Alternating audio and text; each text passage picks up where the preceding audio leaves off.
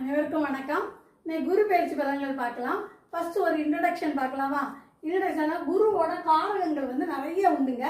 நான் குறிப்பிட்ட இதை எழுதி போட்டிருக்கேன், நீங்கள் அதை பார்த்துக்கங்க. இது ரொம்ப முக்கியம், இதை நீங்கள் எழுதி எடுத்துக்கங்க. சரி, இப்போ குருவை பற்றி நம்ம என்ன தெரியணும்னா, அந்த உலகத்திலே அதிகமான கோயில் உள்ள நாடு எதுன்னா தமிழ்நாடு தான். அதாவது கோயிலுக்கு உள்ள கிரகம் என்னது? குரு தான். அதாவது தமிழகத்தை குறிக்கக்கூடிய ராசி எதுனா கடகம். அப்போ இந்த கடகத்தில் தான் 12 வருஷத்துக்கு ஒருக்கா குரு பகவான் உச்சமடைகிறாரு. அது இந்த 2026 வருது. ஓகேயா? சரி, உங்கள் ஜாதகத்தில் இந்த குரு இங்கே வரும்போது உங்களுக்கு ஜாதகத்தில் ஏதாவது ஒரு கிரகம் இருக்கணும். இருந்தால் தான், ஏன்னா குரு தனித்து நிற்கக்கூடாதுன்னு சொல்லுவாங்க இல்லையா? இருந்தாச்சுன்னா அந்த யோகம் உங்களுக்கு கிடைக்க வாய்ப்பு இருக்குது. ரைட்டா? இப்போ உங்கள் ஜாதகத்தை எடுத்துட்டீங்கன்னா குரு, நான் இதெல்லாம் எழுதி போட்டிருக்கேன் பாருங்க. அவர் தான் யாருன்னா உங்கள் 4ஆம் இடத்து அதிபதியாக இருந்தாலோ, அதாவது 4ஆம் இடத்தோடு சேர்ந்து இருந்தாலோ நிச்சயமா உங்களுக்கு சுகஸ்தானம் கிடைக்கும்னு சொல்லலாம். இதே மாதிரி குரு உங்க ஜாதகத்துல 9ஆம் இடத்துல இருந்தாலோ, அதாவது 9ஆம் இடத்துல அதிபதியோட சேர்ந்தோ பார்த்தோ இருந்துன்னு வச்சுக்கோங்களேன், நீங்க உயர்கல்வி படிக்கிறதுக்குள்ள சான்ஸ் உண்டு. குரு தான் டாக்டரேட். ஓகேங்களா? குரு நல்லா இருந்தால் மட்டும்தான் டாக்டரேட் பண்ண முடியும். அதுமாதிரி உங்க ஜாதகத்தில் எடுத்துக்கோங்க. இப்போ குரு இப்போ கடகத்தில் இருக்காரு பார்த்தீங்களா?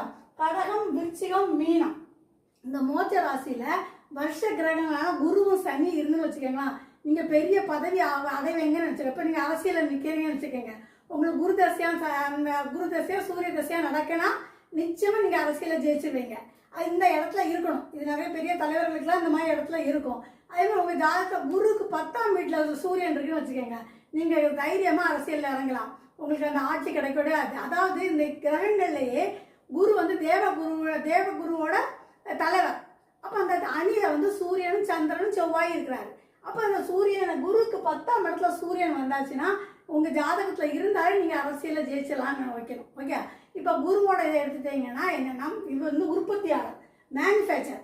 அப்போ இப்போ குரு சனி இங்கே இருக்காரு பார்த்தீங்களா?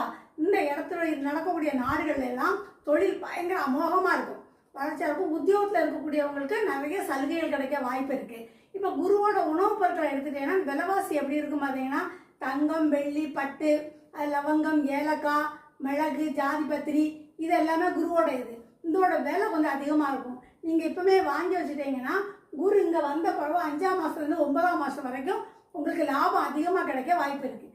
ஓகே? இப்போ குருவை பற்றி நீங்கள் எடுத்துக்கங்க. இப்போ சூரியனார் கோயிலுக்கு போங்க, சூரியனுக்கு நேராக தான் குரு இருப்பார். அதனால தான் குருக்கு நேராக சூரியன் இருந்தாலோ, குருக்கு 10ஆம் இடத்துல திக்பலமாக சூரியன் இருந்தாலோ நீங்கள் வாழ்க்கையில் ஜெயிச்சிடலாம்.